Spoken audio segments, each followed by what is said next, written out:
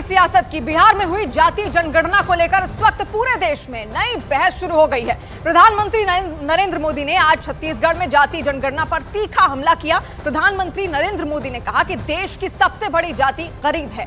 PM ने कहा हमें जातियों की नहीं बल्कि गरीबों की चिंता करनी है और गरीब का जीवन बदलना है। पीएम ने कहा कि कांग्रेस और विपक्षी दल जनता को जातियों में बांटना चाहते हैं।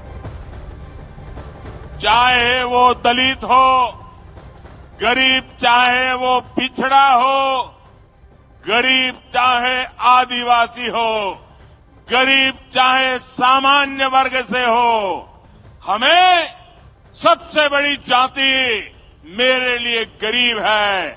हमें गरीब की चिंता करनी है, हमें गरीब का जीवन बदलना है। कांग्रेस देश के लोगों में आपसी खाई बढ़ाना चाहती है, वैर भाव बढ़ाना चाहती है। इसलिए कांग्रेस अब पूरी नई भाषा बोलने लगी है। मेरे परिवारजनों, कांग्रेस के दशकों के शासन ने देश को सिर्फ गरीबी दी है। कांग्रेस ने समाज को जाति के आधार पर बांटने का ही काम किया है ताकि इनका वोट बैंक सुरक्षित रहे। कांग्रेस आज भी इसी काम में जुटी है। आज भी यहां छत्तीसगढ़ में अलग अलग समाज अपने हक के लिए आवाज उठा रहे हैं, लेकिन कांग्रेस की सरकार साजिश के तहत उन्हें जेल में डाल देती है, उनकी आवाज को दबाने में जुटी है। दूसरी तरफ भाजपा सरकार सामाजिक न्याय के लिए पूरी तरह समर्पित है।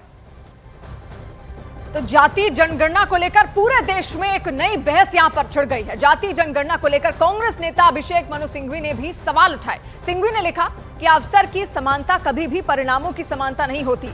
जिसकी भागीदारी उसका उतना हक का समर्थन करने वाले लोगों को पहले इसके परिणामों को पूरी तरह से समझना होगा और इसका आखिरी परिणाम बहुसंख्यवाद में होगा। और इसी के साथ बिहार में जातीय जनगणना के आंकड़े जारी होने के बाद मुख्यमंत्री नीतीश कुमार ने 9 पार्टियों के नेताओं के साथ एक अहम बैठक बुलाई है और मुख्यमंत्री सचिवालय में नीतीश कुमार सभी दलों के साथ इस वक्त बैठक कर रहे हैं। लगभग कल 3:30 बजे का ये वक्त तय यहां पर किया गया था, जब तमाम दलों के जो नेता हैं वो एक साथ यहां पर बैठक करेंगे। और जो आंकड़े कल निकलकर सामने आए हैं जातीय जनगणना को लेकर बिहार में, जिसके बाद अब पूरे देश में एक नई बहस छिड़ गई है। कई सवाल इसको लेकर उठ रहे हैं और ऐसे में ये तमाम जो दल हैं, 9 दल जो कहे जा रहे हैं, वो इस वक्त बैठक कर रहे हैं। तो सर्वदलीय बैठक इस वक्त चल रही है, मुख्यमंत्री सचिवालय में ये बैठक यहां पर चल रही है और ऐसे में कई जो अलग अलग दलों के नेता हैं वो वहां पर पहुंचे हुए हैं। और जिस तरीके से अब आंकड़े निकलकर सामने आए हैं बिहार में जातीय जनगणना को लेकर, उसको लेकर ये चर्चा यहां पर हो रही है। और तस्वीरें भी हम आपको दिखा रहे हैं। इस वक्त मुख्यमंत्री सचिवालय में ये बैठक हो रही है, जहां की तस्वीर आप देख रहे हैं मुख्यमंत्री सचिवालय है और 9 दल के नेता इस वक्त वहां पर जातीय जनगणना के जो आंकड़े कल निकलकर सामने आए हैं उस पर अपने विचार विमर्श कर रहे हैं। और जातीय जनगणना से बिहार की जनता भी खुश नहीं है। बिहार की जनता का मानना है कि इससे सामाजिक विद्वेष बढ़ेगा। जनता का कहना है कि ना ये जातीय जनगणना है, ना आर्थिक और सामाजिक गणना है, ये राजनीतिक और चुनावी गणना है। अब ये हिस्सेदारी और भागीदारी की बात हो रही है, आप कितने % वाले हैं? देखिए, हम तो संभवतः 0% वाले हैं, क्योंकि गणना जो ये हुई है यह जाति आधारित तो है ही नहीं, यह राजनीति आधारित है। और इस गणना में जो भी व्यक्ति एक परिवार विशेष से जुड़ा हुआ नहीं है, व्यक्ति विशेष से जुड़ा हुआ नहीं है, जाति विशेष से जुड़ा हुआ नहीं है, उसके लिए 0% आरक्षण है, उसकी संभावना 0% है आगे बढ़ने की, आगे जाने की। यह जाति आधारित तो है ही नहीं, यह राजनीति आधारित है। और इस गणना में जो भी व्यक्ति एक परिवार विशेष से जुड़ा हुआ नहीं है, व्यक्ति विशेष से जुड़ा हुआ नहीं है, जाति विशेष से जुड़ा हुआ नहीं है, उसके लिए 0% आरक्षण है, उसकी संभावना 0% है आगे बढ़ने की, आगे जाने की।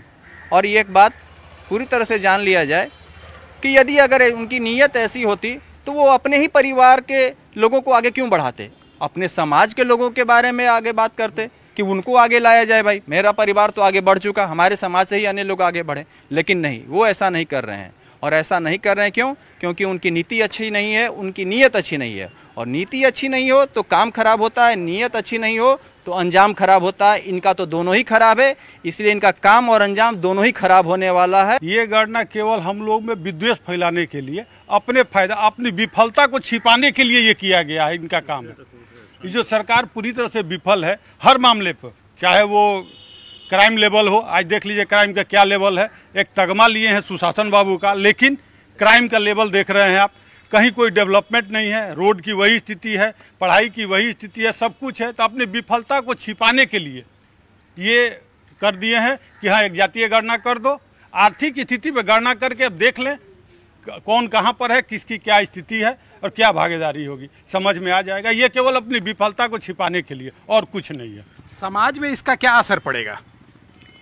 समाज में इसका असर बहुत ही बुरा पड़ेगा। जो मिल्लत थी लोगों के बीच में, अब उसमें विभाजन होगा और यही कारण भी है।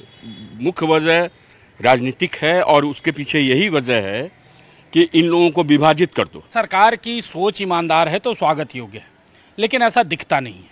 हम लोगों ने देखा कि जिस प्रकार से सर्वे के दौरान जो कॉलम बनाए गए थे, कल बिहार की सरकार ने जिस प्रकार से सिर्फ जातीय आंकड़ा पेश किया, एक तो हमने देखा कि जो हमारे ट्रांसजेंडर थे उन लोगों ने आपत्ति किया, 825 का आंकड़ा दिखाया गया, जबकि पटना के अंदर केवल पटना शहर में 250 से 3000 ट्रांसजेंडर की आबादी है। तो ये दिखाता है, एक तो दूसरा क्या है कि किसी न्यायिक समिति से, कमेटी से जिस पर ट्रस्ट हो सके, पूरा काम जो सरकार की एजेंसियां हैं उन्हीं लोगों ने ये सारा डाटा कलेक्ट भी किया और डाटा की एंट्री भी कराई और पब्लिश्ड भी किया। तो एक तो उस आधार पर जिस तरह से ऑब्जेक्शन आ रहा है, दिख रहा है कि पता नहीं कि इसकी क्या सच्चाई है, किस प्रकार से किया गया। लेकिन खैर उसमें भी अगर हम नहीं जाते हैं तो हम यही देखते हैं कि आपने जाति का दिखा दिया, जिसकी राजनीति आप करते आए हैं। आज आज़ादी के 75 वर्षों तक जिन लोगों ने सबसे ज़्यादा समय तक देश में सत्ता में राज किया, जो चाहे केंद्र हो चाहे बिहार में हो, आज वो कहते हैं कि लोग पिछड़े रह गए, लोग गरीब हैं, लोग के पास शिक्षा का अभाव है, आर्थिक स्थिति ठीक नहीं है। तो सवाल तो आज उन्हीं के ऊपर खड़ा हो रहा है जिन लोगों जो आज सवाल खड़ा कर रहे हैं। तो बिहार की जनता की राय यहां पर आप सुन रहे थे, लेकिन फिलहाल आपको बता दें कि इस वक्त मुख्यमंत्री सचिवालय में इसको लेकर बैठक हो रही है।